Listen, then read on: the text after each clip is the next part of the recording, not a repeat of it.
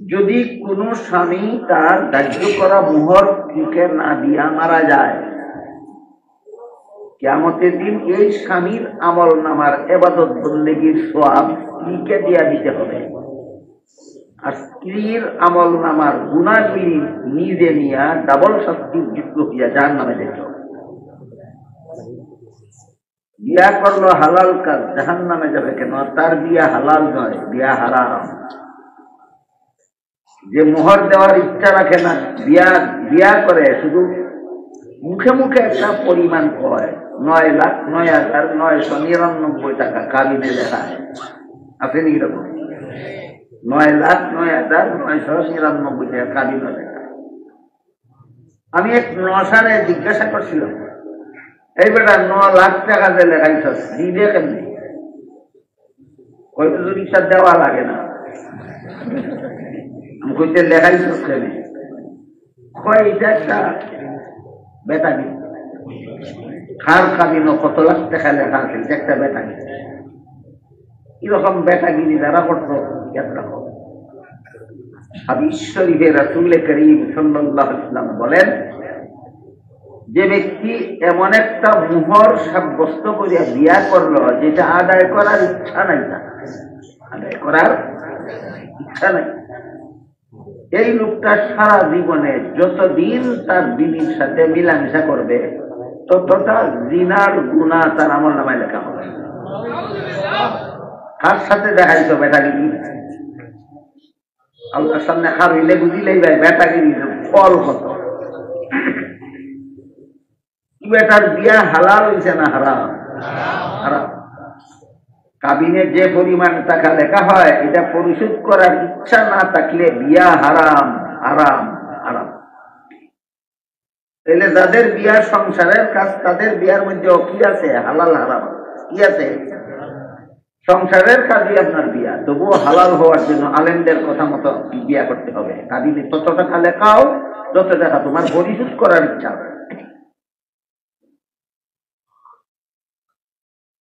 ওই দিক দিয়ে কাবিন লেখাইল 9 লাখ টাকা, বউরে দিব হইয়া। আর এই দিক দিয়া বউর বাপের কি বিয়ার আগে ওই আদায় করে লইছে খাট পালং ফার্নিচার হুন্ডা নগদ টাকা পয়সা এটা অবস্থায় দিয়ে বসিলাম। কাবিন লেখাইছে বউর দিব 9 লাখ, আর আজদের আগে ওই বউর বাপের থেকে আদায় করে লইছে বসিলাম। এটা কিতা আদায় করতে হবে? ঘুষ। কিতা আদায় করছে? ঘুষ। কলকাতা বহল একটা ছেলের সাথে একটা মেয়ের বিয়া হয়, যখন বিয়ার পরে বা আগে মেয়ের কাছে স্বামীর কোনো আর্থিক পাওনা থাকে, 1 পয়সাও না। তোমার বউর কাছে তোমার 1 পয়সাও পাওনা নাই, তোমার কাছে তোমার বউর পাওনা আছে অনেক। 1 নম্বর পাওনা ধার্য করা মোহর পরিশোধ করো। আল্লাহ বলেন,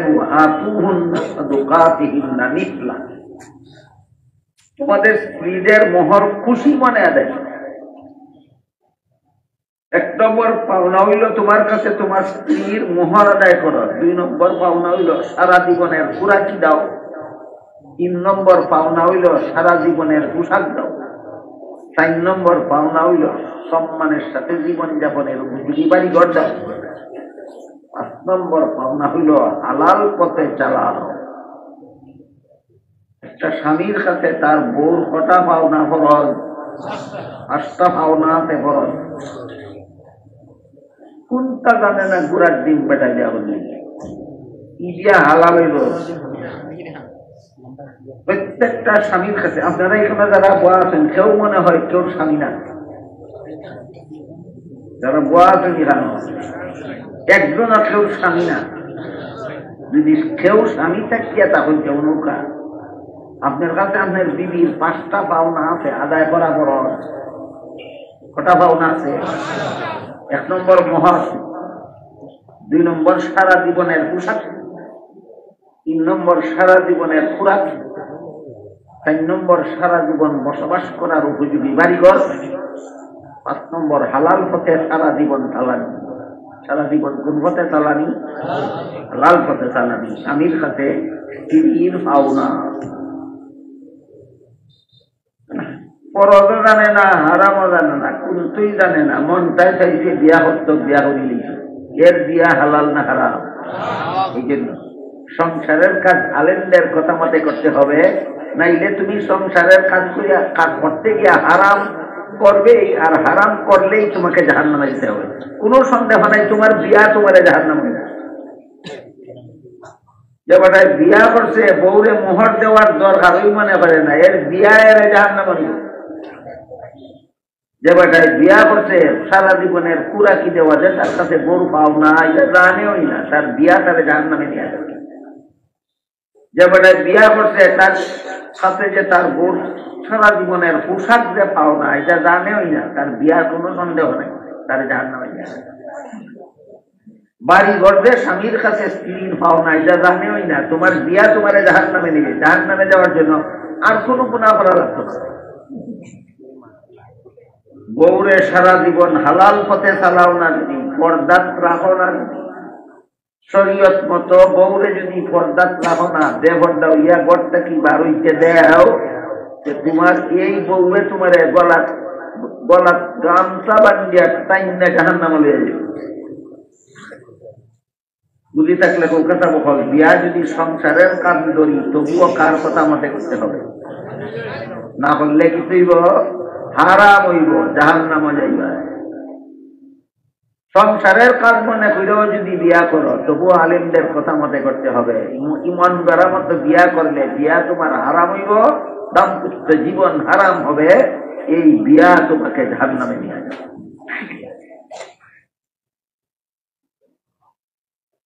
এবার আসেন স্কুল কলেজের পড়া, ধর্মের কাজ না সংসারের কাজ? হ্যাঁ, এটা সংসারের কাজ। মাদ্রাসার পড়া ধর্মের কাজ, স্কুলের পড়া সংসারের কাজ। বালা রকম ইয়াত্রা সারা জীবন। মাদ্রাসার পড়া ধর্মের কাজ, স্কুলের পড়া সংসারের কাজ। কেন? মাদ্রাসার কোরআন হাদিস পড়া হয়, এর লাগি এটা ধর্মের। স্কুল কোরআন হাদিসের নাম গন্ধ নাই। স্কুলের পড়া কোরআন হাদিসের নাম গন্ধ নাই। ঠিক কি খাও দরকার দরকার আছে স্কুল পড়া। ঘুমানি সংসারের কাম, ঘুমানি দরকার নাই। খাওয়া সংসারের কাম, খাওয়ার দরকার নাই। পেশাব পায়খানা সংসারের কাম, করার দরকার নাই। ঠিক তেমনি ভাবে স্কুল কলেজের পড়াও সংসারের কাম, কিন্তু দরকার আছে। যেমন ভাবে দুনিয়াতে বাঁচতে হইলে খাওয়ারও দরকার, ঘুমেরও দরকার, পেশাব করাও দরকার, পায়খানা করাও দরকার, ঠিক তেমনি ভাবে দুনিয়াতে জীবন যাপন করতে হইলে স্কুলের পড়াও দরকার, কলেজের পড়াও দরকার। কিন্তু যেহেতু স্কুল কলেজের পড়াটা যেহেতু সংসারের কাম, কাজেই আলেমদের কথা মতো স্কুলে পড়তে, আলেমদের কথা মতো কলেজে পড়তে হবে। তাইলে স্কুলের পড়া হবে হালাল, কলেজের পড়া হবে হালাল। তোমার স্কুল কলেজের পড়া তোমাকে জাহান্নামে নিতে পারে।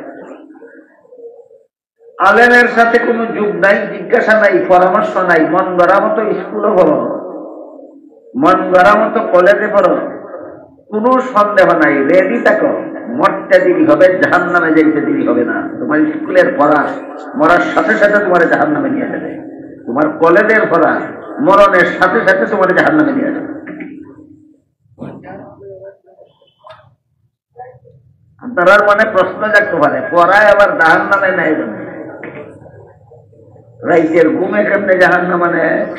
যেমন চুনি ইয়াদা দেন কৌকা রাইতের ঘুমে কেমনে জাহান্নামে নেয়? এসান নামাজ না হইলে ঘুমাইলে রাইতের ঘুমে কেমনে জাহান্নামে নেয়? এসান নামাজ না হইলে ঘুমাইলে এই ঘুমেই তোমার জাহান্নামে নেয়, কোনো সন্দেহ নেই। ঠিক তেমনি করে স্কুলে পড়তে গিয়া যদি উজু শিখে না, স্কুলে পড়াত গিয়া যদি গোসল শিখে না, স্কুলে পড়াত গিয়া যদি নমাজ শিখে না, কোনো সন্দেহ নাই তোমার স্কুলের পড়া তোমার জাহান্নামে নেওয়ার জন্য অপেক্ষা করতে। খালি মরতায় আর হেসতে গিয়া জাহান্নামে নিত। কথা বুঝলাম নি? তা বলবো স্কুলের স্কুলের পড়া আমারে জাহান্নামে নিতে পারবে না কোন সময়? এটা আরেক হাদিস, রসুলের আরেক হাদিসের দ্বারা এই বিষয়, এই প্রশ্নের জবাব পরিষ্কার হবে। হাদিস শরীফে রাসূল করিম সাল্লাল্লাহু আলাইহি ওয়াসাল্লাম বলেন, তলাবুল ইলমি ফারিদাতুন আলা কুল্লি মুসলিম। এই হাদিসটার মর্ম হইল, তর্জমা হইয়া ব্যাখ্যা হইয়া মর্ম হইতে গেলে অনেক লম্বা সময় লাগবে, আমার গলায় মানায় না। কারণ শুধু হাদিসটার সার মর্মটা, রাসূলের এই হাদিসের সার মর্ম হইল, সামান্য কিছু ইসলামী লেখাপড়া আছে, সামান্য সামান্য সামান্য কিছু ইসলামী লেখাপড়া আছে, এটা সকল মুসলমানের রুখে পড়ে। এখানে দুইটা কথা ইয়াদ রাখতে আপনারা, কি পরিমাণ সামান্য, কি পরিমাণ সামান্য। কজন মুসলমানের উপরে ফরজ? সকলে। কি পরিমাণ? সকলে। ওখান বুঝুক, ওখান বুঝুক এই সামান্য কিতা কিতা। সামান্য হইল কলেমা কালাম, উযু গোসল, নাফাক, নামাজ বন্দি। কলেমা কালাম, উযু গোসল, নাফাক, নামাজ বন্দি, এই সামান্য বিষয় শিকা সমস্ত মুসলমান নারী পুরুষের জন্য ফরজ। আমার কথা বুঝি থাকলে হুকা, রসুলের হাদিসের সারমর্মটা বুঝি থাকলে হুকা আপনারা। কোন মুসলমানে যদি সহি শুদ্ধ কলেমা কালাম শিখে না, কলেমায় তৈবা শিখলেও তার অর্থ জানে না, কলেমায় শাহাদত মুখস্থ করছে কিন্তু কলিমায় শাহাদতের অর্থ বুঝে না, উযু গোসল চিনে না, নাফাক চিনে না, নমাজ বুঝেই না, মুসলমানের মতো জীবন যাপন করতে পারবে না বেদিন কাফিরের মতো জীবন যাপন করবে? মুসলমানের মতো জীবন যাপন করা তার পক্ষে সম্ভব নয়। একটা সুইয়ের ছিদ্র দিয়া যেমন ভাবে বট গাছ ঢুকানি সম্ভব না, ঠিক তেমনি ভাবে এই লোকটা মুসলমানের মতো জীবন যাপন সম্ভব নয়।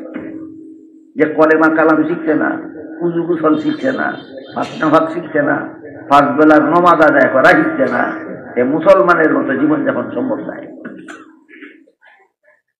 এই পরিমাণে ইলম শিক্ষা করা সমস্ত মুসলমান নারী পুরুষের জন্য ফরজ। তখন কত এই পরিমাণটা শিখতে কতদিন লাগে একটা হিসাব দিয়ে আর আমি আপনারা কেউ জানেননি উযুর কত ফরজ? জানলে খুব কাজ। মুখ দোয়া, হাত দোয়া, মাথা মাথা করা,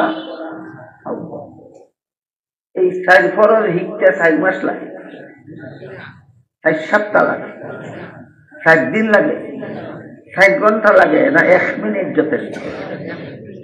উযুর 4 ফরজ, মুখ দোয়া, হাত দোয়া, মাথা মাথা করা, সব দোয়া 1 মিনিটে শিখা যায়। সাক্ষারণে উযু ভাঙ্গে 7 মিনিটে শিখা যায়। নমাজের 13 ফরজ 13 মিনিটে শিখা যায়। নমাজের ফন্ড ওয়াজিব 15 মিনিটে শিখা যায়। 19 কারণে নমাজ ভাঙ্গে 19 মিনিটে শিখা যায়। নমাজের 28টা সুন্নত 28 মিনিটে শিখা যায়। ও কথা বহল, উযু আর নমাজ শিখতে কত বছর লাগে? 1 সপ্তাহ, 2 সপ্তাহ, বড় জোরে 1 মাস। যে পরিমাণ ইসলামী শিক্ষা রাসূল বলেছেন সমস্ত মুসলমানের জন্য ফরজ, যে খুব লং কোর্স, অত্যন্ত শর্ট কোর্স, কয়েক মিনিটের ব্যাপার। 5 বছর হাই স্কুলে পড়তে, প্রাইমারি স্কুলে পড়তে লাগে, আরো 5 বছর হাই স্কুলে পড়তে লাগে, আরো 4 বছর কলেজে পড়তে লাগে, আরো 5 বছর বিভিন্ন বিভাগে লেখাপড়া করতে রাজি, কিন্তু 2-4 মাস ইসলামের ইসলাম শিখতে রাজি নাই। এরার কাছে জান্নাতের মূল্য বেশি না দুনিয়ার মূল্য বেশি? দুনিয়ার মূল্য। আল্লাহ পাক রব্বুল আলামিন বলেন,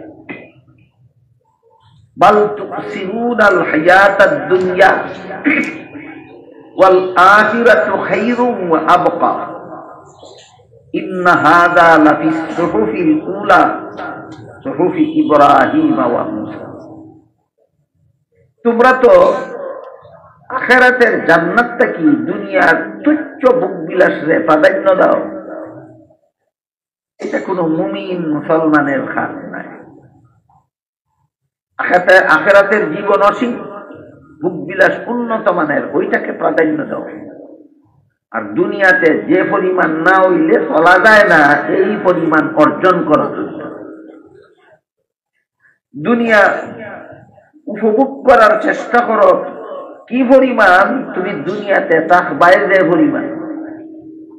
আখেরাতের শান্তি আর মুক্তির জন্য চেষ্টা করো কি পরিমাণ, আখেরাতে বাইরে পরিমাণ।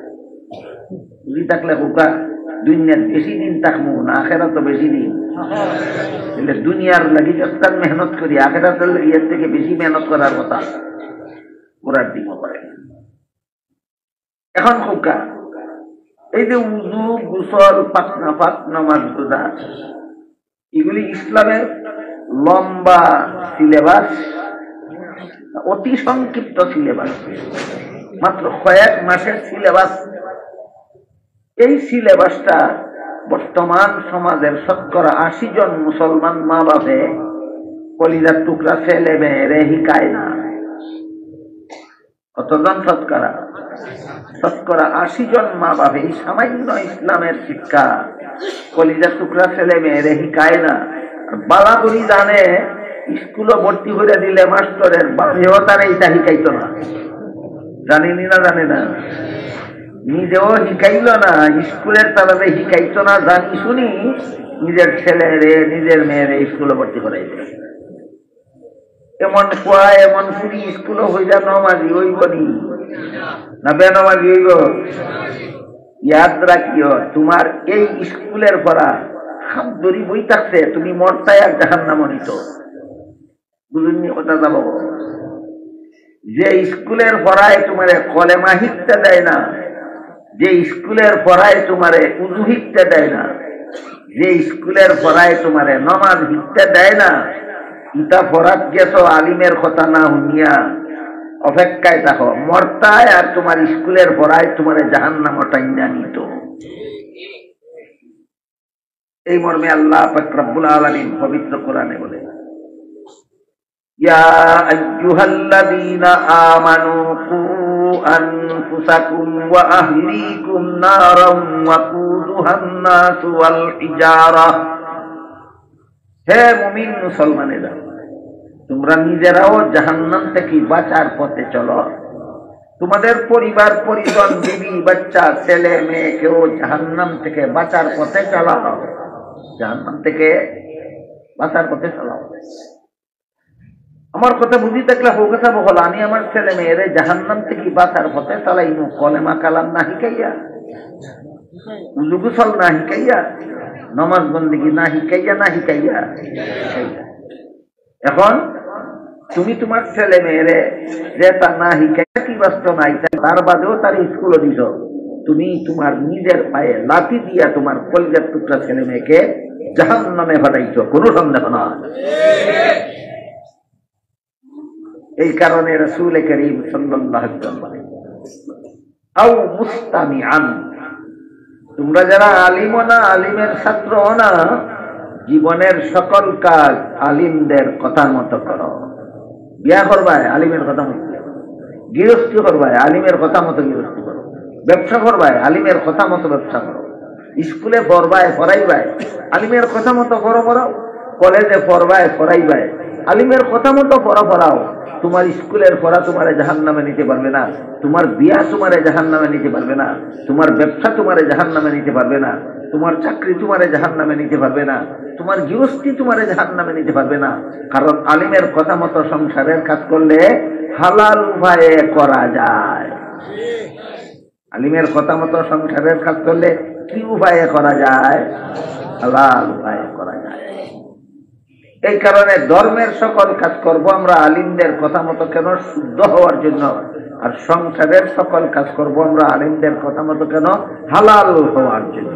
দুই কথা বুঝাইতে বললাম, আমি বুঝাইয়া দেখ। ধর্মের সকল কাজ করব আলেমদের কথা মতো কেন? শুদ্ধ হওয়ার জন্য। সংসারের সকল কাজ করব আলেমদের কথা মতো কেন? তখন আর এই সমস্ত খাস কর্মায় তোমার জাহান্নামে নিতে পারবে না। এটা হইল উম্মতের জন্য জাহান্নাম থেকে বাঁচার 3 নম্বর পথ। এই পথটা আপনারা চিনানির লাগি মাদ্রাসার ওয়াজ মাহফিল হয়। কত নম্বর পথ চিনানি লাগে? 3 নম্বর। তুমি সংসার লইয়া আছো, সারা জীবন সংসার লইয়া থাকো, শুধু আলিমরার কথা মতো চলো, যেন তোমার সংসার তোমার জাহান্নামে নিতে না পারে। কিন্তু যদি কোনো সময় পরিস্থিতি এমন দাঁড়ায় যে আলিমের কথা শোনারও সুযোগ একজন মুসলমানে না পায়, যেমন এক ব্যক্তি 10 বছরের জন্য জেলখানায় বন্দী হয়ে গেল, 20 বছরের জন্য জেলখানায় বন্দী হয়ে গেল, আজীবনের জন্য জেলখানায় বন্দী হয়ে গেল, হয়নি? আজকাল একটা মহা কৌশল আবিষ্কার হয়েছে, মহা কৌশল কিতা, যে কোন নির্দোষ ব্যক্তিরে যদি আমি জনমের মজা শিক্ষা দিতে চাই, দোষীরে না নির্দোষে, কোন নির্দোষ ব্যক্তিরে যদি আমি জনমের মজা শিক্ষা দিতে চাই, তাহলে 10টা 20টা 50টা মিথ্যা মামলা দিয়া দৌড়ানি চলাই। হয় না? কোন বুদ্ধিমানে ইয়া কাম করেননি হোক বাংলাদেশ, ইলাকান বুদ্ধিমানের অভাব নাই বর্তমান। মিছা মামলা দিয়া নির্দোষ ব্যক্তিটারে যে জীবনের লাগি হয়রানি ফালাইল, মনে মনে মুস্কি মুস্কি আসে আর ভাবে আমার মতো বুদ্ধিমান এই জগতে আর কেউ নেই। তোমার মতো বুদ্ধিমানের জন্য আল্লাহর উপর একটা মহা পুরস্কারের ঘোষণা দিয়ে গেছে, আওকান হুনিলাও, আওকান হুনিলাও। হাদিস শরীফে আল্লাহ রাসূল বলেন, কেউ যদি জানি শুনি কারো বিরুদ্ধে মিথ্যা মামলা করে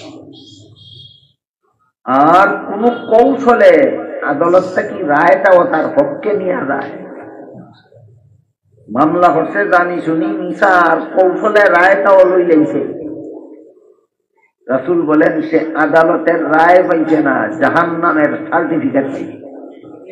এটা তোমার আখিরাতের পুরস্কার, যে তোমার আখিরাতের পুরস্কার। দুনিয়ায় তার একটা পুরস্কার আছে, দুনিয়ায় আরেকটা পুরস্কার আছে। যত মানুষের অন্যায় ভাবে কষ্ট দিয়ে, যত মানুষের মিছা মামলার আসামি বানাইয়া হয়রানি করাইছে, যত মানুষের সম্পদ অন্যায় ভাবে গ্রহণ করছ, আদালতে দিয়াও তোমারে আটকাইতে পারছে না। এই সমস্ত হাজার হাজার লক্ষ লক্ষ মানুষ সারা জীবন এদের অন্তরে আল্লাহরে খালি হইব, আল্লাহ এর বিচারটা ঠিক মতো করে, খালি আল্লাহ এর বিচারটা ঠিক মতো করে। এত লক্ষ মানুষের অন্তরের বদদুয়ার কারণে আখিরাতে তো জাহান্নাম তোমার জন্য অপেক্ষাতে আসেও, দুনিয়াতে অশান্তিতে তাই খাইতায় তাহতায় ভাগতায়। হাজার লক্ষ অন্তরের বদদুয়ার ফল দুনিয়ায় তো ভাইয়া যাইবাই। এইভাবে মিথ্যা মামলা হোক সত্য মামলা হোক, কোন মামলার আসামি হইয়া কেউ যদি জেলখানায় বন্দী হয়ে গেল, ওয়াজ মাহফিলে আসলে তো আলিমদের কথা শুনবো, আলিমদের কথা শোনারও সুযোগ নেই। এই লোকটা কিভাবে জাহান্নাম থেকে বাঁচবে? আল্লাহ রাসূল তাকে বলেন, আও মুহিব্বান, তুমি আলেমকে অন্তর দিয়া মহব্বত করো, এই মহব্বত তোমারে জাহান্নাম থেকে ফিরে। অন্য লোকের নেক আমলে তারে জাহান্নাম থেকে ফিরাইব, তুমি যে আলেমরে মহব্বত করছো, এই মহব্বতে তোমারে জাহান্নাম থেকে ফিরাই। এটা হইল 4 নম্বর পথ, উম্মতের জন্য জাহান্নাম থেকে বাঁচার 4 নম্বর পথ। এরপরে রাসূল বলেন 4 পথ ছাড়া জাহান্নাম থেকে বাঁচার আর 5 নম্বর কোনো পথ নাই। জাহান্নাম থেকেই বাঁচতে চাইতে আলিম হও, না পারলে ছাত্র হও, না পারলে জীবনের সকল কাম আলিমের কথা মতো করো, তাও যদি পারো না আলিমের অন্তর দিয়ে মহব্বত করো। বুঝা থাকলে বলেন আল্লাহর রাসূল বলছেন কিনা আলেমদেরকে মহব্বত করো? বলছেন। আজকাল অনেক পণ্ডিতের বুঝে আসে না কোন যুক্তিতে আলেমকে মহব্বত করো। আমি যুক্তি পরে বলবো, আগে কই রাসূলের মিছা কইছেন নি, এটা ঠিক কর। আগে তুই ঠিক কর, যদি নবীর উম্মত হইয়া তখন যে রসুলের মিশা হয়েছে তাহলে রসুলের কথা হাসা আলিমটা মোহাম্মদ। যদি রসুলের কথা চক্ষু বন্ধ করি মানিলে এটাই ভালো, যে তোমার যুক্তি বোঝার অধিকার আছে, এখন যুক্তি বুঝো। আমি আগে একটা পার্সোনাল যুক্তি আপনারা দেখেন। ধরুক একটা সন্তান তার মায়ের গর্ভে থাকা অবস্থায় তার বাবা মারা গেল, জন্ম হইয়া এতিম হইল না জন্মের আগেই এতিম হইল? জন্মের আগেই এতিম। এই এতিম ছেলে জন্ম হওয়ার পরে বাবা না থাকার কারণে তারে লালন পালন করলো তার চাচায়, লেখাপড়া শিখাইয়া মানুষ বানাইল চাচায়। কৌকা সন্তান জন্ম হইলে তারে লালন পালন করিয়া লেখাপড়া শিখাইয়া মানুষ বানানির দায়িত্বটা আসলে খান বাবা না থাকায় বাবার খান খেয়ে করিয়া দিল। ওখানে একটা কৌকা বাবা নাই, একদায় বাবার খান চাচায় করিয়া দিল। এখন যদি কোন মুরব্বী এই এতিম পারে হই যে তুই তোর বাপ রে চাচারে ওই বাপের মতো সম্মান করিস, হারে কার মতো? হ্যাঁ, যুক্তি নাই। কি যুক্তি? তোর চাচাই তোর বাবার কাম ঘুরে দিবে, কে কার কাম ঘুরে দিবে? একটা যদি হয় চাচার ওই বাপের মতো সম্মান করিস, যুক্তি নাই। যুক্তি তুই তো ওই চাচাই তোরে বাপের কাম ঘুরে দিবে, বাপের মতো সম্মান করিস। ঠিক তেমনি ভাবে উম্মতকে জাহান্নাম থেকে বাঁচার পথ দেখানোর দায়িত্ব ছিল নবী। আর আমরা এতিম উম্মত তিন নেতাইয়া নবী দেখাইছি না, আমার আগে কিছু নেই। ঠিক কি কথা? আমরা এতিম উম্মত, আমরা দুই নেতাইবার আগেই যে নবী আমরা জাহান্নাম থেকে বাঁচার পথ দেখাইতে আসলা, হে গেছি আমরা দুই নাই যাওয়ার আগে ওই আমরা এতিম ওইয়া দুই নেতাইছি ওই পোয়ার মতো। খালি আলিম হল হইয়া গেছ আমার কামটা তোমরা করবাই। ইন্নাল উলামা ওয়ারাসাতুল আম্বিয়া। আমার উম্মত রে কিয়ামত পর্যন্ত জাহান্নাম থেকে বাঁচার পথ আমি দেখাইতাম আসিল, আমি রইলাম না। খালি ইউবাল্লিগিশ শাহিদুল গায়ব, আমার পরে যারা তাকবায় তারা আমার দায়িত্বটা পালন করবাই। উম্মত রে জাহান্নাম থেকে বাঁচার পথ আলিম হল তোমরা দেখাইবাই। ওখান কৌকা আলিম হলতে আপনারা রে জাহান্নাম থেকে বাঁচার পথ দেখাইনি। আসলে খামটা কার আছি কে করো? ওখান কৌকা খার খাম কে করে? নবীর খাম আলিমে করে। এর দায় নবী কইছে, নবী ভাইছ না, নবীর খাম আলিমে করে। নবীরে ভাইলে যে লাখান মহব্বত করতে আলিমরে ইলাখান মহব্বত করে। হইছে নি? যুক্তি হইছে নি? খালি হয় যুক্তি কি? যুক্তি কি? যুক্তি একেবারে তারে মুই ছড়িয়েছে। কোন কথা শুনলে খালি হয় ইসলামের কোরআন হাদিসের কথা শুনলেই খালি হয় যুক্তি কি, যুক্তি কি, যুক্তি কি। ইসলামে যুক্তি ছাড়া কোনো কথা নাই। কিন্তু ইসলামের যুক্তি বুঝার যোগ্যতা সকল পণ্ডিতের মাথার নাই। যুক্তি নাই না, যুক্তি বুঝার যোগ্যতা পণ্ডিতের মাথার নাই। তো রাসূল করিম সাল্লাল্লাহু আলাইহি ওয়াসাল্লাম ফরমান, তুমি যদি আলিম না হও, আলিমের ছাত্রও না হও, আলিমের কথা শোনার সুযোগ না পাও, তাহলে তোমার লাগি জাহান্নাম থেকে বাঁচার শেষ পথ হইল আলিমরে মহব্বত করো, আলিমরে মহব্বত করো। বলেন রাসূল যে কইছেন আমি আলিমরে মহব্বত করতাম, অযৌক্তিক না চূড়ান্ত যুক্তিসম্মত? চূড়ান্ত যুক্তিসম্মত। তোমার এই মহব্বতটাই তোমার জাহান্নাম থেকে ফিরাই। এখন আমরা বোঝার চেষ্টা করব, আমি আলিম ইসলাম, আলিমের ছাত্রও ইসলাম না, আলিমের কথা শোনার সুযোগ পাইছিলাম না, তবে আমি আলিমরে মহব্বত করতাম। আমি আলিমরে মহব্বত করছি, এই মহব্বতে আমার কি লাখান জাহান্নাম থেকে ফিরাইব এখন অনুভব।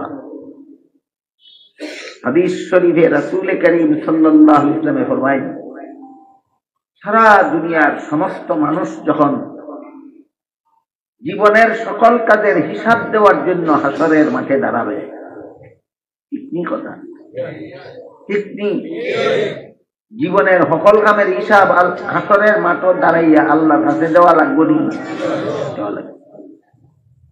এই কথার ভয় যার অন্তরে তাকে অসৎ হতে পারে না, দুর্নীতিবাদ হতে পারে না, জালিয়াতিকারী হতে পারে না। সুদকুর, ঘুষকুর, মদকুর, গাঞ্জাকুর, জিনাকার হইতে পারে না, কারণ তার অন্তরে ভয় আছে। আসরের মাঠে দাঁড়াইয়া আল্লাহরে কি দরকার, আল্লাহর কাছে কিয়ামতের দিন কি জবাব দিব যদি অসৎ কাম করি জীবনে। এই ভয় যার অন্তরে থাকে, সে কোনোদিন কোন দুর্নীতির পথে পা বাড়াতে পারে না।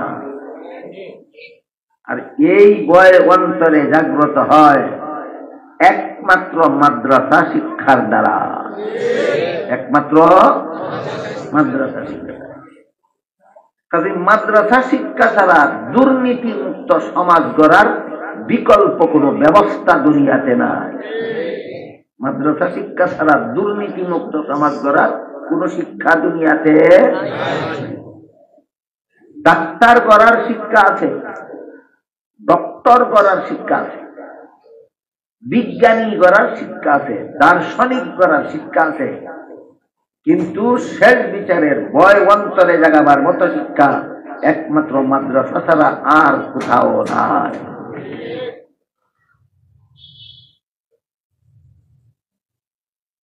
আপনারা কয়েক মিনিট ধৈর্যের সাথে শুনবা হইলে এক ডক্টর আর এক ডাক্তারের কাহিনী শোনাই। অল্প কাহিনী নাই, বাস্তব ঘটনা। ডক্টর হইল আহমদ শরীফ। ডক্টর আহমদ শরীফের নাম শুনছেননি কোনদিন? অশিক্ষিত থাকার কারণে তার উপাধি ডক্টর, না উচ্চ শিক্ষিত? এ মরার আগে হইয়া গেছে, আমি মরলে আমার লাশ রেখে গোসল দিও না, কাফন পরাইও না, জানাজা হইল না, গুরুস্থানে দাফন হইল না। এগুলি ফালতু কোন লাভ না। কিছু মানুষ আছে মিশা কথা বিশ্বাস করে। কিতা মিশা কথা? যে খবর জিন্দা হইলে পুরানি হইব, তারে 3টা প্রশ্ন করা হইব, জবাব দিতে না পারলে আদাব হইব। বাজে কথা, একটা ঠিক নাই। খবরের আদাব বলতে কিছু নাই, হাসরের হিসাব বলতে কিছু নাই, ফুল সিরাত বলতে কিছু নাই, জান্নাত জাহান্নাম বলতে কিছু নাই, আল্লাহ বিল্লাহ বলতে কিছু নাই। খামোখা কাজে আমারে মরলেই খামোখা খাম কেউ